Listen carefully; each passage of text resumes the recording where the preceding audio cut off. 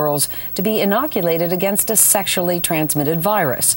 And as NBC's Janet Shamlian will tell us, some people think he's gone too far. It will soon be required. In Texas, 11 and 12-year-old girls will get vaccinated against the nation's most common sexually transmitted disease, the one that causes cervical cancer, HPV.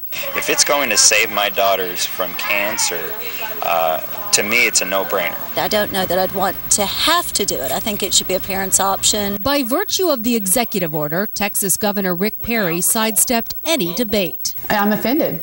And I don't think Rick Perry has any reason to make any health care decisions for my child. Shots of the vaccine Gardasil will start next year, free for the uninsured, though parents can opt out. One could be religious preferences, other ones could just be parental preferences. We're not impeding on the rights of parents. Meanwhile, questions about motive. Was the order a public health decision or political favor? The governor's former chief of staff is now a lobbyist for Merck, the maker of the vaccine, and the company lobbied hard. There is no medical emergency in the state of Texas over cervical cancer. The emergency is in the boardroom of Merck because they've seen this measure fail in 3 states and they want to make sure that this thing doesn't go down the tubes. Amid concerns the shots would condone sexual activity, doctors say the vaccine could prevent up to 70% of cervical cancer cases. You need to do this before there is any possibility of being exposed to the virus. More than a dozen states are considering what is now Texas law. In the battle against cancer, an early dose of defense. For today, Janet Shamlian, NBC News, Houston. And Dr. Nancy Snyderman is back. She's NBC's chief medical editor. And our next 2 guests have very different viewpoints. Texas Democratic Representative Jessica Farrar sponsored a bill requiring the vaccinations, and Dawn Richardson thinks this is a rash decision. She is the president of the group Parents Requesting Open Vaccine Education. Good morning to you all. Good morning.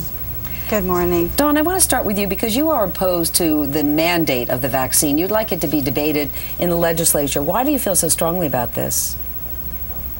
There are 3 reasons. The first reason is the efficacy of the product. The product was only tested in 1,200 little girls under the age of 16. That is not nearly enough information to base a policy that's going to affect hundreds of thousands of girls in the United States, possibly even millions. The other reason is the cost. This is a very, very expensive vaccine. The amount of money that it's going to take to vaccinate every single little girl at the age of 11 and do that every year, we don't know because the vaccine hasn't been followed up long enough to know that this is actually going to have an impact when these girls are old enough to develop cervical cancer. And the other issue is, of course, whether or not the governor has sidestepped policy for the legislature to debate this. There's no way for the people of this state to be able to add input and for the legislature to debate and decide, and that's just plain wrong. Well, Representative Farrar, let's take on those concerns of Dawn's. First of all, why not debate it in the legislature? Well, first of all, this vaccine would have been available to women sooner, but conservative groups have fought at the FDA level, and they're fighting in state legislatures now. And so this has been a political debate, not a debate about science. And again, let's get back to women's health. This vaccine will prevent thousands of cases of cervical cancer. Cervical cancer results in surgeries, results in hysterectomies, and could even result in death. So you're convinced that it is an effective vaccine? Well, if the American Cancer Society, the Center for Disease Control, the American College of Obstetricians and Gynecologists, the American Academy of Pediatrics, if they all recommend it, I can't imagine why we're not allowing Texas women or women in this country to have the protections of this vaccine.